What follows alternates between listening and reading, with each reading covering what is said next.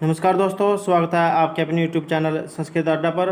दोस्तों, आज हम करने वाले हैं सामाजिक अध्ययन के महत्वपूर्ण क्वेश्चन जो पहले जो एग्जाम हुए हैं उनमें आए हुए हैं और आगे भी जिनकी आने की संभावना रहेगी। तो दोस्तों, अगर आपने हमारी पहले वाली वीडियो नहीं देखी है तो उसे आप आई बटन पर क्लिक करके देख सकते हैं और इस वीडियो PDF आप हमारे टेलीग्राम ग्रुप से भी प्राप्त कर सकते हैं। उसका लिंक आपको डिस्क्रिप्शन में मिल जाएगा। तो दोस्तों, शुरू करते हैं। हमारा फर्स्ट क्वेश्चन है, प्रोजेक्ट प्रणाली की जो शिक्षण विधि है इसका प्रथम चरण कौन सा है? ऑप्शन हमारे योजना का चुनाव, कार्य का मूल्यांकन, परिस्थिति का निर्माण या कार्य का लेखा। तो ये जो प्रोजेक्ट प्रणाली है इसकी जो शिक्षण विधि का जो प्रथम चरण होता है ये होता है परिस्थिति का निर्माण करना। राइट आंसर है ऑप्शन सी, परिस्थिति का निर्माण करना। नेक्स्ट है, विश्व की विभिन्न अर्थव्यवस्थाओं को जानने के लिए किस विषय का ज्ञान आवश्यक है? तो ये जो विश्व की जो अर्थव्यवस्था है उसको जानने के लिए कौन से विषय का ज्ञान होना जरूरी है? ऑप्शन है हमारे भूगोल, सामाजिक ज्ञान, नागरिक शास्त्र या अर्थशास्त्र। दोस्तों, यहाँ पर जो ये अर्थशास्त्र जो दिया गया है तो अर्थशास्त्र के लिए आपको जो है अर्थव्यवस्था के बारे में जानना होगा। तो राइट आंसर है ऑप्शन डी, अर्थशास्त्र। नेक्स्ट है, सामाजिक अध्ययन शिक्षण में कथन विधि का दोष क्या होता है? तो ये जो सामाजिक अध्ययन शिक्षण है इसमें कथन विधि का दोष क्या होता है? कथन का अर्थ होता है जैसे कोई भाषण देता है, तो इसका दोष पूछा गया है। ऑप्शन हमारे अतिरिक्त ज्ञान मिल जाता है, विषय वस्तु पर्याप्त नहीं है, अध्यापक आलसी हो जाता है या छात्र निष्क्रिय हो जाता है। तो ये जो कथन विधि है इसका दोष यही है कि इसमें जो छात्र है ये निष्क्रिय हो जाते हैं, क्योंकि वो जो है सिर्फ जो है मूक दर्शक होकर सिर्फ जो है सुनने का ही काम करते हैं। इसमें जो है छात्र निष्क्रिय हो जाते हैं। नेक्स्ट है, अच्छे मूल्यांकन की सर्वश्रेष्ठ विशेषता क्या होती है? तो ये जो अच्छा मूल्यांकन होगा उसकी विशेषता क्या होगी? ऑप्शन हमारे व्यापकता, गोपनीयता, सरलता या वैधता। तो अच्छे मूल्यांकन की जो विशेषता होती है वैधता। राइट आंसर है ऑप्शन डी, वैधता। नेक्स्ट है, सामाजिक अध्ययन शिक्षण का जो परंपरागत साधन है ये क्या है? ऑप्शन हमारे कहानी, पाठ्यपुस्तक, श्यामपट्ट या ये सभी। तो ये जो सामाजिक अध्ययन शिक्षण है इसका परंपरागत जो साधन होता है तो ये सभी जो है इसके अंतर्गत आते हैं, तो जिसमें कहानी, पाठ्यपुस्तक और श्यामपट्ट शामिल हैं। नेक्स्ट है, इनमें से शहरों के किस युग में अग्निकुंड मिले हैं? तो कहाँ पर जो है अग्निकुंड मिले हैं? ऑप्शन हमारे कालीबंगा लोथल, मोहनजोदड़ो हड़प्पा, धोलावीरा लोथल या आमरी कोट डीजी। तो ये जो अग्निकुंड है ये कहाँ पर मिले हैं? राइट आंसर है ऑप्शन ए, कालीबंगा लोथल में जो है ये अग्निकुंड मिले हैं। नेक्स्ट है, अनुच्छेद 368। तो ये जो अनुच्छेद 368 है इसका संबंध किससे है? ऑप्शन हमारे आपातकाल से है, राष्ट्रपति के चुनाव से है, संविधान संशोधन से है या मूल अधिकारों से है। तो ये जो अनुच्छेद है 368 इसका संबंध जो है संविधान के संशोधन से है। राइट आंसर ऑप्शन सी, संविधान संशोधन। और संविधान में जो संशोधन है ये संसद कर सकती है। तो एग्जाम में जो है क्वेश्चन जरूर आते हैं अनुच्छेद से संबंधित, तो आपको जो है इन क्वेश्चनों का अच्छे से माइंड कर लेना है कि अनुच्छेद जो 368 का संबंध जो है संविधान के संशोधन से है। नेक्स्ट है, पेटेंट से क्या आप क्या समझते हैं? तो ये जो पेटेंट होता है किसी चीज़ का जो है अधिकार होना, किसी वस्तु पर अपना अधिकार दिखाना। तो पेटेंट क्या होता है? ऑप्शन हमारे संपत्ति पर एकमात्र अधिकार, शिक्षा पर एकमात्र अधिकार, किसी विचार या आविष्कार पर एकमात्र अधिकार या सूचना के अधिकार पर एकमात्र अधिकार। तो पेटेंट होता है किसी विचार या आविष्कार पर एकमात्र अधिकार, अर्थात आपने जो किसी वस्तु को आविष्कार किया है, बनाई है, तो आप जो है उसके लिए जो है उस पर ये कह सकते हैं कि इस पर जो मेरा अधिकार है। नेक्स्ट है, भारतीय राष्ट्रीय कांग्रेस की स्थापना। तो भारतीय राष्ट्रीय जो कांग्रेस है इसकी स्थापना कब हुई थी? ऑप्शन है 1885 में, 89 में, 87 में या 81 में। तो भारतीय राष्ट्रीय कांग्रेस की जो स्थापना है ये 1885 में हुई थी। Right answer option A. Next है, बौद्ध धार्मिक ग्रंथ विनय पिटक की विषय वस्तु। तो ये जो बौद्ध धार्मिक ग्रंथ है विनय पिटक इसकी जो विषय वस्तु क्या है? ऑप्शन हमारे धार्मिक प्रवचन, बुद्ध का जीवन चरित्र, भिक्षाओं के नियम या इनमें से कोई नहीं। तो ये जो बौद्ध जो धार्मिक ग्रंथ है विनय पिटक, इसकी विषय वस्तु है भिक्षुओं के नियम। इसमें जो है भिक्षुओं के नियम दिए गए हैं। नेक्स्ट है भारतीय संविधान के किस अनुच्छेद में जीवन और व्यक्तिगत स्वतंत्रता का अधिकार वर्णित है। तो ये जो भारतीय संविधान का कौन सा अनुच्छेद है जिसमें जीवन और व्यक्तिगत स्वतंत्रता का जो अधिकार है ये दिया गया है। ऑप्शन है हमारे अनुच्छेद 12 में, 21 में, 22 में या 20 में। तो भारतीय संविधान का जो ये 21वां जो अनुच्छेड है इसमें जो जीवन और व्यक्तिगत स्वतंत्रता का जो अधिकार है ये दिया गया है। नेक्स्ट है किस राज्य में मिड डे मील योजना सर्वप्रथम शुरू की गई थी। तो ये जो मिड डे मील योजना है सर्वप्रथम कहाँ शुरू हुई थी। ऑप्शन हमारे तमिलनाडु में, आंध्र प्रदेश में, हरियाणा में या पंजाब में। तो ये जो मिड डे मील योजना है ये सबसे पहले जो है तमिलनाडु में शुरू हुई थी।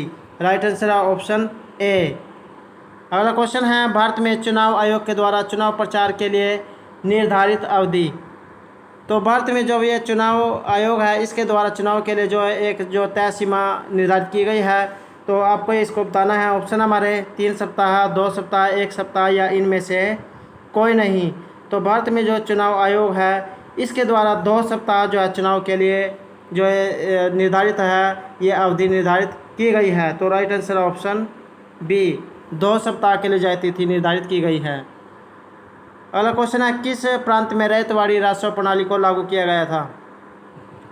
तो ये जो रैयतवाड़ी जो व्यवस्था थी तो ये इस प्रणाली को जो है कहाँ पर लागू किया गया था। ऑप्शन हमारे बम्बई में, बंगाल में, मद्रास में या केंद्रीय प्रांत में। तो ये जो रैयतवाड़ी जो राजस्व प्रणाली थी इसको जो है मद्रास प्रांत में लागू किया गया था। Right answer option C. Next है यूरोप में राष्ट्रवाद के उदय का क्या कारण था। तो ये जो यूरोप है इसमें राष्ट्रवाद के उदय होने का इनमें से कौन सा कारण था। ऑप्शन है फ्रांस क्रांति का प्रेरणादायी प्रभाव, नेपोलियन के प्रशासनिक सुधार का प्रभाव, मध्यम वर्ग का उदय या उपयुक्त सभी। तो यूरोप में जो राष्ट्रवाद के उदय होने का जो कारण है ये सभी माने जाते हैं। तो जिसमें फ्रांस क्रांति का प्रेरणादायी प्रभाव, नेपोलियन के प्रशासनिक सुधार का प्रभाव और मध्यम वर्ग का जो उदय ये सभी इसमें शामिल थे। अगला क्वेश्चन है निम्न में से कौन सा अधिकार मौलिक अधिकार नहीं है। तो इनमें से जो मौलिक मूल अधिकार है ये कौन सा नहीं है। ऑप्शन हमारे हड़ताल करने का अधिकार, शोषण के विरुद्ध अधिकार, समानता का अधिकार या धार्मिक स्वतंत्रता का अधिकार। तो ये जो मौलिक अधिकार है इनमें से एक कौन सा नहीं है। तो ये हड़ताल करने का जो अधिकार है ये मूल अधिकारों के अंतर्गत नहीं आता है। अगला क्वेश्चन है लोकसभा एवं विधानसभा चुनाव में प्रत्येक उम्मीदवार द्वारा खर्च की जाने वाली निर्वाचन आयोग द्वारा तय अधिकतम राशि। तो ये जो लोकसभा और जो विधानसभा के जो चुनाव होते हैं उसमें जो कितनी जो सीमा तक खर्च किया जा सकता है। ऑप्शन है हमारे 25 लाख और 10 लाख, 10 लाख और 25 लाख, 30 लाख और 15 लाख या 15 लाख और 30 लाख। तो सही आंसर है ऑप्शन ए, 25 लाख और 10 लाख। तो 25 लाख लोकसभा और 10 लाख विधानसभा। नेक्स्ट है यूरोप में प्रिंटिंग का जो आविष्कार है इसके आविष्कारक कौन थे। ऑप्शन हमारे गुटेनबर्ग, कैक्सटन, रेमिंगस्टन या इनमें से कोई नहीं। तो यूरोप में जो ये प्रिंटिंग जो प्रेस थी इसके जो आविष्कारक है ये गुटेनबर्ग थे। Right answer option A. Next है इनमें से कौन इटली के एकीकरण से संबंधित नहीं है। तो किसका संबंध जो है इटली के एकीकरण से नहीं है। ऑप्शन हमारे मेजिनी, गैरिबाल्डी, काबूर या मुसोलिनी। तो सही आंसर है ऑप्शन डी। तो इटली के एकीकरण से जो है इसमें मुसोलिनी का संबंध नहीं है। और जो इसमें ऑप्शन दिए गए हैं मेजिनी, गैरिबाल्डी और काबूर जो है इनका संबंध इटली के एकीकरण से है। अगला क्वेश्चन है भारत की जो संसद है ये किससे मिलकर बनती है। दोस्तों एग्जाम की दृष्टि से ये वेरी इंपॉर्टेंट क्वेश्चन है क्योंकि उसमें जो है इनसे संबंधित क्वेश्चन जरूर आते हैं। तो ऑप्शन हमारे लोकसभा, राज्यसभा व मंत्रिपरिषद, लोकसभा, राज्यसभा, प्रधानमंत्री, लोकसभा व राज्यसभा या लोकसभा, राज्यसभा व राष्ट्रपति।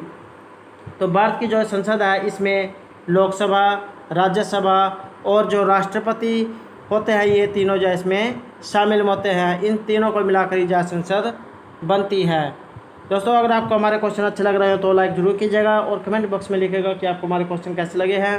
और अगर आपने अभी तक हमारे चैनल को सब्सक्राइब नहीं किया तो सब्सक्राइब कर ले और साथ में जो बेल वाला आइकॉन है उसे जरूर दबाएं, जिससे जो आपको हमारे आने वाली वीडियो की नोटिफिकेशन मिलती रहेगी। तो नेक्स्ट क्वेश्चन हमारा, हरियाणा में लोकसभा की कितनी सीटें हैं? हरियाणा में जो लोकसभा की सीटें कितनी हैं? ऑप्शन है हमारे 10, 15, 20 या 25। तो हरियाणा में जो ये लोकसभा है इसकी 10 सीटें हैं।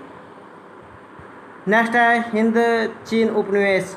तो ये जो हिंद चीन उपनिवेश कौन सा था? ऑप्शन है हमारे इटली, जर्मनी, फ्रांस या इंग्लैंड। तो हिंद चीन जो उपनिवेश था ये था फ्रांस का। राइट आंसर है ऑप्शन सी, फ्रांस। नेक्स्ट है इनमें से जो है आपको मेल करना है। तो ऑप्शन है हमारे पंडित मोतीलाल नेहरू, B.R. अम्बेडकर, राजेंद्र प्रसाद या सरोजिनी नायडू। तो इनको जो है आपस में मैच करना है। तो राइट आंसर है ऑप्शन ए। तो इसमें जो है ये पंडित जो मोतीलाल नेहरू है इनका जो संबंध है ये 1928 में संविधान प्रस्ताव जो है इन्होंने जो है बनाया था। और जो ये B.R. अम्बेडकर है इनका संबंध प्रारूप कमेटी के अध्यक्ष से है।